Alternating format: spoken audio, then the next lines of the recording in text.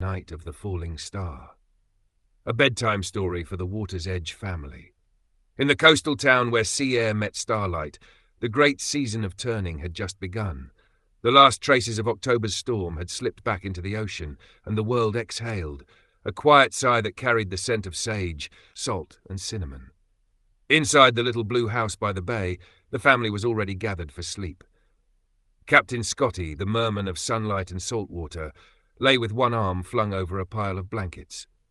Chief Tony the Chihuahua snored softly near his ear, a warrior of dreams guarding his captain's heart. Princess Ally the border collie had claimed the foot of the bed, one paw twitching as she chased invisible dolphins through dream currents. On the windowsill, Captain Jack the pirate cat stood watch, tail flicking in time with the tide, eyes gleaming like lanterns. And Lena, the keeper of light, the sea witch who had cleansed the whole house on Halloween night, rested at the center, her hands still faintly scented of rosemary and success oil. She could feel the energy humming through the walls. Every candle she'd lit, every crystal she'd placed on its bed of Three Sisters sand was still singing softly to her. The house itself seemed alive now, renewed, peaceful, waiting. Outside, Kings Bay shimmered under the half-moon. The water was glass, perfectly still, as if the sea was holding its breath. It was the same place where just one set ago Lena had paddled out with Scotty and their guests. The manatees had greeted them like old friends, gentle grey shapes rising from the depths to exhale clouds of silver bubbles. Cormorants had danced above them, ibis walked the shallows, and a pair of crows had called from the mangroves like twin oracles saying, "Yes, the new cycle has begun." Now, as everyone settled into the warmth of blankets, a soft rustle stirred the curtains. Jack's ears twitched. "Listen," he whispered, his pirate's accent thick with wonder. "The wind's changed." Lena opened her eyes. Outside, the sky pulsed with a strange light. Not lightning, not a plane, something closer.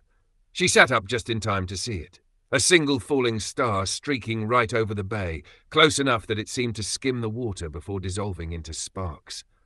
"Make a wish," Tony squeaked, half awake. But Lena didn't need to. She could feel the wish forming in her chest on its own, the way a tide forms a wave. The wish wasn't for money or luck or things. It was for peace in the process, for the strength to keep going, even when the world demanded patience she didn't feel she had. The light of the meteor rippled across the water, and in its reflection she saw something extraordinary.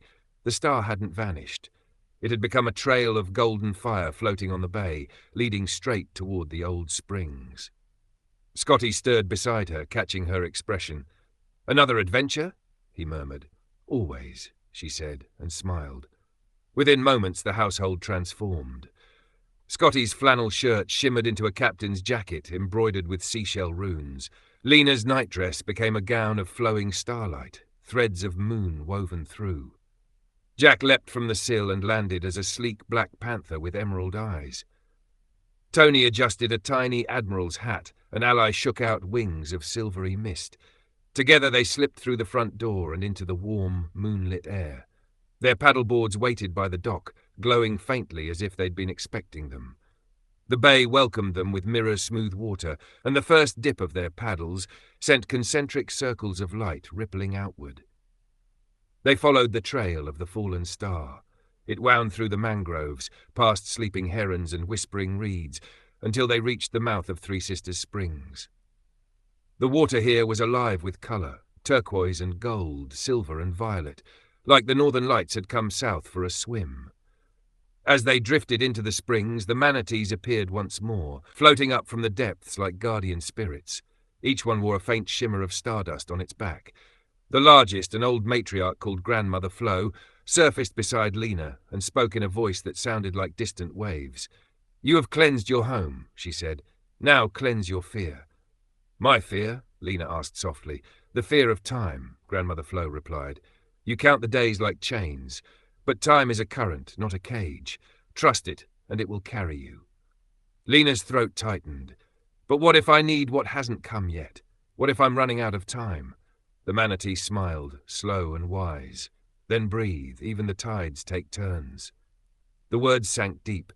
Around her, Scotty's board drifted closer, their paths merging. He reached out, touching her hand. "We're still afloat," he said simply. The star trail began to dissolve, its last glimmers settling into the water like coins into a wishing well. Lena closed her eyes and released everything heavy into that light. Late bills, deadlines, fear of falling behind. When she opened them again, the water was calm and clear, the moon's reflection unbroken. They paddled home in silence, each stroke steady, easy, sure. When they reached the dock, the boards turned back into simple boards, the starlight fading from their clothes. They stepped inside, the dogs curling back into their spots, the cat reclaiming his windowsill post. Before lying down, Lena lit the last candle on the altar, white for peace, green for prosperity. The flame burned taller than usual, a quiet promise in wax and light. She whispered her nightly prayer, open quote, "Thank you for yesterday's lessons. Thank you for today's blessings. I'm ready for what's next." Close quote. Then she climbed into bed beside Scotty. The air was cool, the sheets soft, the night perfectly still. From somewhere far beyond the bay, thunder rolled. Not storm thunder, but the deep hum of the universe itself, turning another page. The falling star had done its work, burned bright, fallen close, lit the way. As sleep crept in, Lena heard the faintest voice of St. Rose in her heart. Give when you can, rest when you must, and remember, every garden blooms again after the rain. The candle flickered once, then steadied. Outside, the manatees drifted in the moonlight, and in the quiet blue house by the sea, everyone slept, safe, warm, and glowing softly from within.